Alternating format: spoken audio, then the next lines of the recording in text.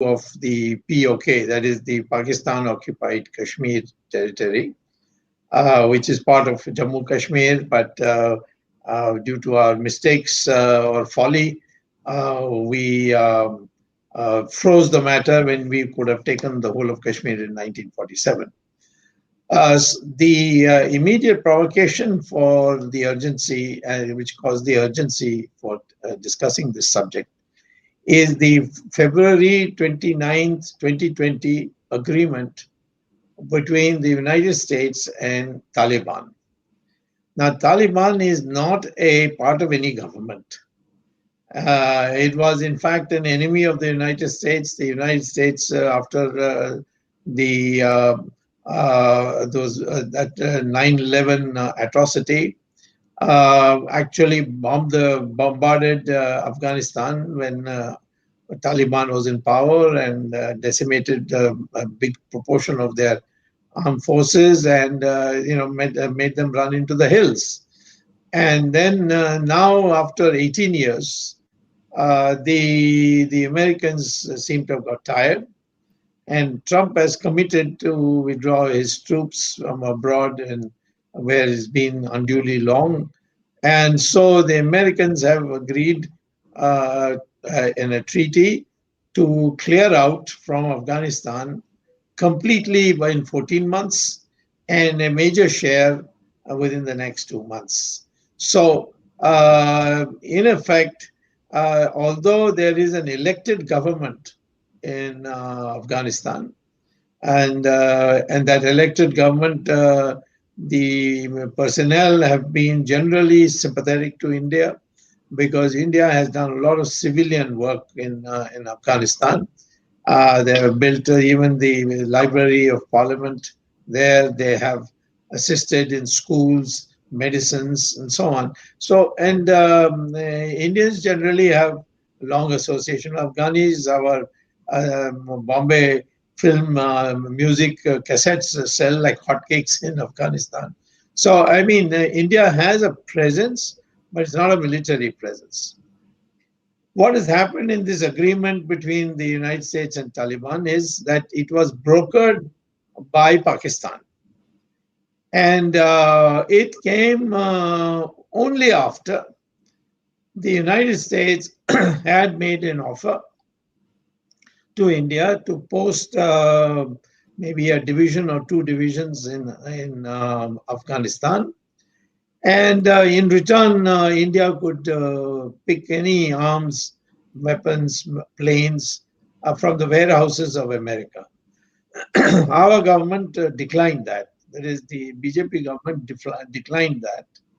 And as a consequence, the Americans, in pursuit of their objective to get out from Afghanistan, they contacted Pakistan, and Pakistan helped them with Taliban. And ultimately in Qatar, in Doha, they met and signed an agreement. Now, once this process is completed in the next 14 months, I think it stands to reason, given the ground situation, that Taliban will be able to forcibly take over Afghanistan. And therefore, Afghanistan, Pakistan will become allies. And India then has a problem. It's already, we have problems about the terrorists infiltration from Pakistan, and now it will be doubled. So it's a matter of great concern. So what do we do? Do we dare to make any preemptive action? And if so, what kind of action? Is doing nothing an option? Or is that very dangerous for our national security? And these are questions that are being asked around the country, and we need to find answers for that, and which is why we have this discussion today. We also, in February 22nd, 1994, in a parliament resolution of both houses, and unanimously, resolved that the remaining portions of Kashmir in foreign occupation will be retrieved by India. And so, obviously, the first candidate would be the Pakistan occupied Kashmir, or popularly known as POK. And the question is whether we are in a position to do it. In 1947, we went as far as Muzaffarabad. In fact, our flag was to be hoisted, but the English commander of our troops at that time, it was a hangover still continuing, he mischievously hoisted the Pakistani flag instead of the Indian flag, although the Indian troops were all there. But meantime, Jawaharlal Nehru went to the United Nations and we had to withdraw our troops. And so Muzaffarabad and all these other parts of POK is now in the occupation of Pakistan. So to liberate that, are we in a position today militarily? Is it, if not, what are the things that we need to fill the gaps in? Is it a worthwhile objective to restore it? I know emotionally it is widely held in India that it must be done. After all, otherwise Parliament wouldn't be passing that resolution. It was, in a sense, a a forgotten issue. But Narasimha Rao, evoked it again and got this resolution passed. So we are in this situation where we need a military mind to tell us what are the pros and cons and costs and benefits of securing ourselves, what needs to be done, and how do we back it up on the ground with preparation. So for that, all of us in our team felt that the best person to be invited is Major Arya, and because he is not only a military man, but he has also done strategic studies, and he is well versed in the literature of military literature. And I think, if I'm not wrong, he has something to do with the strategic division of the Republic TV, where he speaks on this issue. So I request Major Arya to please tell us on these two subjects, how should we go about securing our national security? First of all, thank you, Dr. Swamy, for inviting me. It's a great honor and privilege. You mentioned about Afghanistan, what should be a military strategy, and then you spoke about POK. Is it retrievable or not retrievable? Yes. For a very long time, until recently, as recent as 3 or 4 years back, I have held that India should have nothing to do with Afghanistan. And today I take this opportunity to actually say that I was wrong. You cannot say that we are not interested in war. War is interested in us. Yes. For a very long time, it has been held that Afghanistan is the graveyard of empires. Be that as it may, sir. The thing is that... just interruption, not for Ranjit Singh. Yes, not for Ranjit Singh. You're very right. So what has actually happened is, very recently, the Afghan Taliban said that after Eid, they will launch jihad inside India. They threatened India. And as you very rightly mentioned, Dr. Swamiji, that this entire deal that has been brokered by Pakistan is also because there are many factors, but one of the factors is that traditionally Pakistan has been looking for strategic depth. That was the reason why it started this entire terrorism in Kashmir, started terrorism in our Punjab with the bogey of Khalistan, etc. And it is the same thing that it's trying to do with the Jundullah terrorist organization in Iran, and a similar tactics is being played out in Afghanistan beyond the Durand line. Now, what we must do is understand 2-3 things, and this is what comes to mind, sir.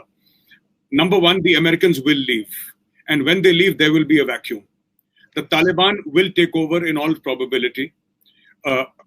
Pakistan is broke, and Afghanistan has a lot of mineral wealth. The one nation that can take advantage is China. So we're looking at a very poisonous cocktail of the Taliban, who are Islamists and religious fanatics. We're looking at Pakistan, which is a nuclear state and highly unstable. And then we're looking at China. Now, none of these are our friends. None of these are our friends. We have to move into Afghanistan. Simply building libraries and their parliament and dams and hospitals will not do. And for a very long time, sir, I've held that, don't go to Afghanistan. But if we don't go to Afghanistan, Afghanistan will come to us. Yes, right. It is not simply, sir, a factor of, as many people say that we get a road to go into Central Asia. That is one part of it, which is why the Chabahar port is there, and which is why our understanding with Iran is present. But also the fact that a dangerous and unstable Afghanistan is dangerous even for India. How do we put in troops? Can we put in troops? It would largely, I would say, but I will have to qualify it. So I say yes, number one. But how to do it? If we get a guaranteed way in and out. In the army, we call them lines of communication and supply. For example, we know that various times when America used the Karachi port and all through Pakistan, they used to put or send their military material to go deep inside Afghanistan through the Torkham Gate. Whenever they had a problem with Pakistan, Pakistan would, so to say, switch off the tap. And then the Americans would have to spend billions of dollars sending it by air. So this is one danger that we would like. And secondly, also the fact that Afghanistan has always been unstable. What America did wrong was they tried to stabilize Afghanistan. Now, we are people, America doesn't have too much of a history anyway. They are a very, very young nation. India is thousands and thousands of years old, and we have our books to tell us that if Afghanistan is unstable, let it remain unstable. Let us find stability within that instability. Dr. Swamy, sir, I don't know if I'm making sense here, but what I'm trying to say I understand what you're saying. Yeah, go ahead. So what I'm trying to say is that don't try to reform Afghanistan. Don't try to say that there will be a democracy. Karzai has been known very widely as the mayor of Afghanistan, or mayor of Kabul, rather. He used to be called the mayor of Kabul, and Karzai would be called the mayor of Kabul. That is because the Americans have traditionally wanted to bring democracy. Afghanistan does not want democracy. Yes. The Afghans have traditionally respected force, sir. Yes. So let us understand what they respect and what they want. Yes. And this is one part of it, sir. And I think it's only a matter of time, months or years, before India will have to send some sort of military manpower inside Afghanistan. I do not know what the construct of that force will be and how the ingress and egress routes or entering and exiting will be managed. Yes. But I don't think we can avoid it for too long, sir. I don't think we can avoid it for too long. Right. And Jay, as far as the POK things that you mentioned about the parliamentary resolution, yes, for Pakistan occupied Kashmir, a lot of it has to do with emotions. You're very right in India that we must take over. Actually, Pakistan occupied Kashmir and Gilgit-Baltistan is where the China-Pakistan economic corridor actually comes. Yes. China has already pumped in around $50 billion, and they aim to pump in many more $1 billion into this. Before we went live, sir, we were speaking about the Malacca Straits, and we were speaking about how this is very important. And this is an aim by China to find an alternate route for its energy supplies, for sending its finished goods to the Middle East, etc., all over the world. This is an alternate route. The economic corridor will never come up like the way Pakistanis think it will. They think it's a gold mine. They think it's something that will create jobs and make Pakistan a rich country. They clearly don't understand China the way you do, Dr. Swamy, sir. You understand China. You understand the language. They don't understand China. It seems that. So I think the solution here is, yes, we must take over POK. It will be a mixture of diplomacy. It must be a mixture of economic sanctions. And it will also be about destabilizing Pakistan from within. There are fault lines within Pakistan. The Shia-Sunni divide, the Deobandi-Barelvi divide. There are the Seveners, there are the Twelvers, there are the Ahle Hadith. And there are so many other people. There is the Baloch freedom struggle that is happening. The Sindhis are waking up. The Muhajirs are there. Even the southern Punjab, the Saraiki region is waking up. So everybody is pulling at the seams. And as I say very often, sir, Pakistan will never explode, but there is every chance of Pakistan imploding. A lot of Indians who are part of the so-called Aman Ki Asha Brigade, who mean well, but I think they're slightly woolly-headed. They think that, if you speak nicely to Pakistan, everything will be okay. I think, Dr. Swamy, sir, the more you hammer Pakistan, the better it is going to be. As long as we keep on hammering them into the ground, we will be safe. As far as POK is concerned, sir, we get POK by destabilizing Pakistan. We are not going to ask our 14, 15, and 16 Corps of the Northern Command to walk into Pakistan. There is a certain nuclear threshold that Pakistan has. Yes. And there are enough crazy people inside Pakistan who may at least threaten to use it so that the international community starts interfering, if not actually use it, sir. Yeah. Destabilize Pakistan, sir. And then approach it from that direction is what I would think. Right. Well, Major, let me now ask you some hypothetical questions. Do you think we are in a position to create a situation where Balochistan decides to secede from Pakistan? So, yes and no. When I say yes, I mean that there are enough elements within the Baloch society which do not want anything to do with Pakistan. And they also know Baloch, there is because I have many Baloch friends and I'm in touch with them, both inside Pakistan and abroad. And Dr. Swamy, one thing they're very clear about is that nationalism, Baloch nationalism, has so far trumped radical Islam in Balochistan. Yes. There is a very strong Pashtun element. There are Pashtuns inside Balochistan. And then there is the Balochistan which is inside Iran. So Balochistan is divided between Iran and Pakistan. If we forget about the Iranian part for a minute, sir, hypothetically speaking, yes, it is possible. Yes, it is possible. But India needs to do more than talk. So far, we have been talking only, sir. We are all out there, sir. Unfortunately. That's our weakness. That's our weakness. Absolutely, sir. We announce that Balochistan will be free. It's not going to be free unless we put our money where the mouth is. Whether it's about training the Balochis, whether it's about setting up a Baloch embassy in exile in India, or the government in exile in India, my apologies. Whether it's about putting embassies all over the world, whether it's about going to Harvard, Oxford, these top universities, and actually speaking about Baloch, it's not going to happen. Yeah, I found in the United States, in New York, the Balochis have been given permission by the United States government to open a human rights center to highlight atrocities, human rights atrocities in Balochistan. I think we can easily do the same thing, and the Pakistanis can't object. We'll say, you didn't object to the Americans, why are you objecting to us? So that would be a first step, because we raised hopes when Narendra Modi on 15th August in 2015 from Red Fort announced how Balochistan is being suppressed, and raised and said that we would, we are concerned about it. So there was a lot of expectation, which broke all limits in terms of expectations, and then nothing happened. So I agree with you. We talk a lot, but won't do anything. But whether it's would you think that psychologically, if there was a movement where we took a small step like setting up a human rights center of Balochis in Delhi, whether that would intimidate Pakistan or not? To a little extent, yes.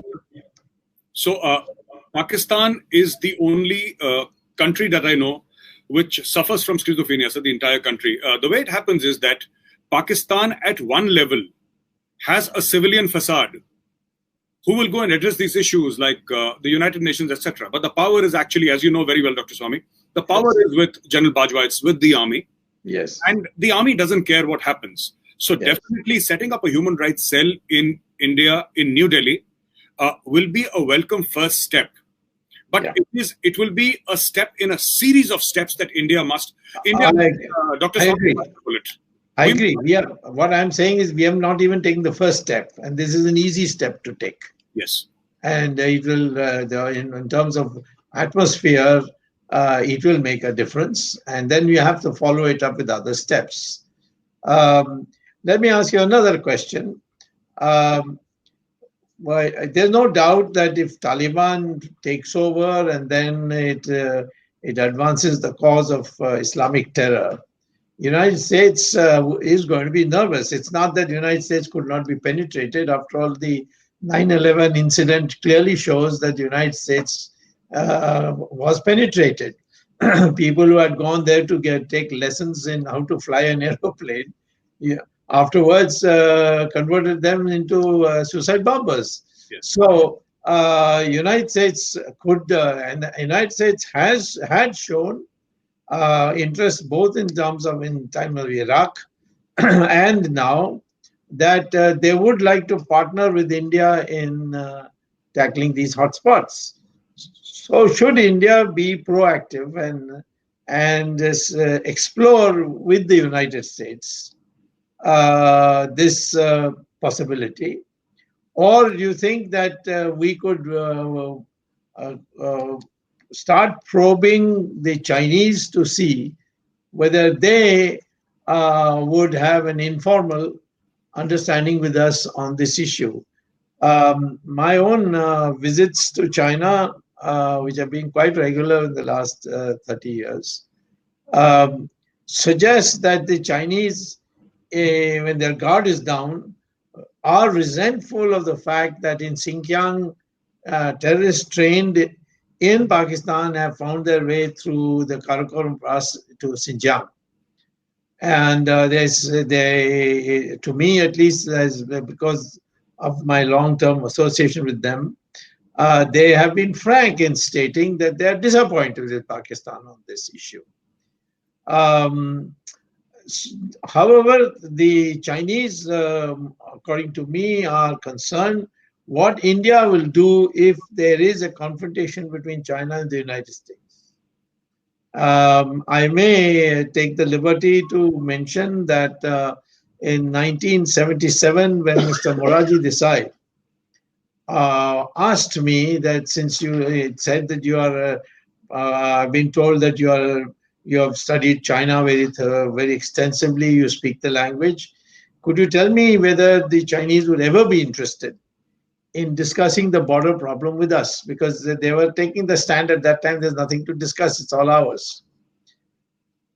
So I suggested that at that stage, there was a huge confrontation between the Soviet Union, then Soviet Union, and China over an island called Janbadao on the Ussuri River.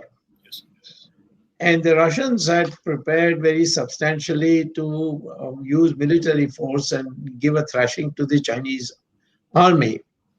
And for that, they had written to India saying that using the Indo-Soviet treaty, that Russian troops should be allowed to come into India and then go to Tibet from India, the underbelly of China, so to speak. And by the time this matter reached some kind of peak, Mrs. Gandhi was defeated here, and Mr. Desai became Prime Minister. So I told him that if you convey to the Chinese that in the event there is a confrontation between the Soviets and China, troops on the ground, India will be neutral. And in that case, the Chinese would be willing to discuss with us the border question as a gesture. And that's how I made my first official trip after 1962. I was the first Indian politician formally on behalf of the government to go to China. Mr. Vajpayee went a year later as foreign minister. And I put this to them and they responded immediately. And the thawing with China started with that. I'm in a minority, an hopeless minority, when I suggest that it is possible that in dealing with terror in Pakistan and Afghanistan, it is possible to bring the Chinese on board.